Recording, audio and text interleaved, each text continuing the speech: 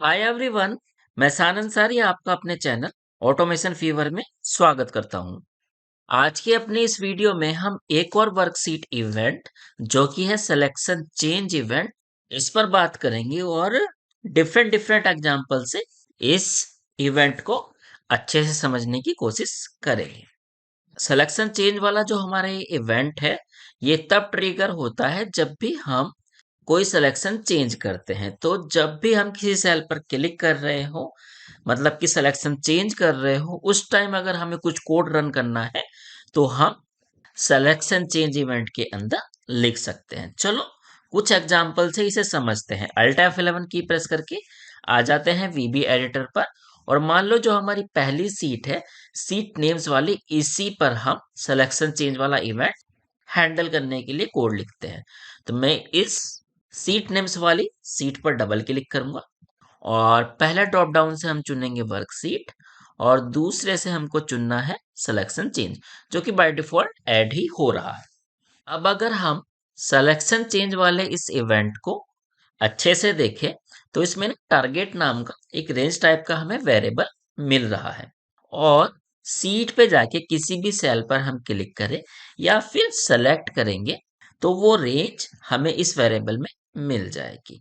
तो देखो, एक काम करके देखते हैं। सबसे पहले मैसेज बॉक्स में हम टारगेट का एड्रेस प्रिंट करवाते हैं, मतलब जिस भी सेल पर हम क्लिक करेंगे या जिस रेंज को सेलेक्ट करेंगे उसका एड्रेस प्रिंट करवा के देखते हैं। तो मैं लिखता हूं MSG बॉक्स, उसके आगे टारगेट, जो कि रेंज टाइप का वेरिएबल है, और रेंज टाइप का वेरिएबल है तो इसका एड्रेस हम डॉट एड्रेस से गेट कर सकते हैं। अब जाते हैं एक्सेल पे और हम हैं सीट नेम्स वाली सीट पे। अब मैं क्लिक करूं किसी सेल पे भी तो देखो उसका एड्रेस मुझे मैसेज बॉक्स से मिल जा रहा है। अगर मैं सेलेक्ट कर रहा हूं कोई रेंज तो उस रेंज का एड्रेस मुझे मिल रहा है। मतलब कि जब भी सिलेक्शन चेंज होगा, जो भी सिलेक्शन होगा, वो रेंज हमें इस टारगेट वाले वेरिएबल में मिल रही है। ऑल राइट, अब सिलेक्शन चेंज के ना कुछ यूजफुल एग्जांपल्स देखते हैं। जैसे अगर यूजर किसी भी सेल पर क्लिक करे तो वो किसी कलर से हाईलाइट हो जाना चाहिए। ओके, तो वो कैसे करेंगे? बहुत आसानी से कर सकते हैं। हम target dot interior dot colour equal to RGB, जो भी कलर हम देना चाहे दे सकते हैं। इसे हम 20 दे देते हैं। इसका मतलब क्या है? यूजर जिस भी सेल या रेंज को सेलेक्ट करेगा उसका बैकग्राउंड कलर चेंज हो जाएगा। अब मैं इस सीट पे आके किसी सेल पे भी क्लिक करूं या किसी भी रेंज को सेलेक्ट करूं तो उसका बैकग्राउंड कलर चेंज हो जाएगा। एक और एग्जांपल देखते हैं कि यूजर जिस भी सेल पर क्लिक करेगा वो पूरी रो और वो पूरा कॉलम किसी कलर से हाईलाइट हो जाना चाहिए।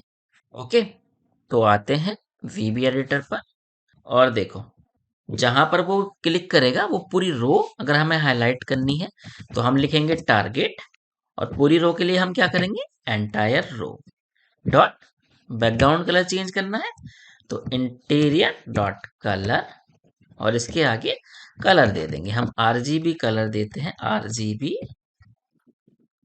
कोरल देते हैं। इसी तरीके से उसका जो कॉलम है उस कॉलम को भी किसी कलर से हाईलाइट करा देते हैं, RGB कोरल। ठीक, अब आते हैं सीट पर।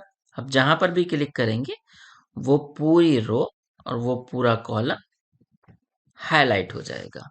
अब देखो, एक काम और करते हैं यहाँ पे। पहले से अगर कोई रो या कॉलम किसी कलर से हाईलाइट है तो वो रिमूव हो जाना चाहिए, और जहां पर हमने क्लिक किया है सिर्फ वही रो और कॉलम हाईलाइट रहना चाहिए। तो वो भी कर सकते हैं। उसके लिए ना हम इन दो लाइन से पहले लिख देंगे cells dot interior dot colour equal to excel none. सिर्फ एक लाइन लिखनी है, मतलब कि उस सीट के सारे सेल का हमने कलर रिमूव कर दिया, और उसके बाद जो हमारा जहां पे हमने क्लिक किया है वो वाली रो और वो कॉलम सेलेक्ट हो जाएगा। अब देखो, मैं कहीं क्लिक करूंगा तो आप देखो जहां पे क्लिक कर रहे हैं वही रो और कॉलम सिर्फ हमारा हाईलाइट हो रहा है। इसी इवेंट का यूज करके आप एक काम और करा सकते हैं कि यूजर जिस भी रेंज को सेलेक्ट कर रहा है वो अगर पहले से बोल्ड है तो उसकी बोल्ड फॉर्मेटिंग हट जाए, पहले से बोल्ड नहीं है तो जो भी सेलेक्ट किए हैं यूजर ने सेल्स, उन पे बोल्ड फॉर्मेटिंग अप्लाई हो जाए। चलो इसे भी करते हैं। Alt F11 की प्रेस करके VB एडिटर में आते हैं और यहाँ पे पहले एक कंडीशन चेक करेंगे। इफ जो हमारा टारगेट है, मतलब यूजर ने जो भी सेल सेलेक्ट किए हैं उनका फॉन्ट अगर बोल्ड है तो ये ट्रू होगा। ओके, अगर ऐसा है देन हमने जो भी रेंज सेलेक्ट की है उसका फॉन्ट क्या हो जाना चाहिए, बोल्ड से हट जाना चाहिए, नॉर्मल हो जाना चाहिए। अदरवाइज अगर बोल्ड नहीं है तो font bold equal to true हो जाना चाहिए, मतलब बोल्ड फॉर्मेटिंग अप्लाई हो जानी चाहिए।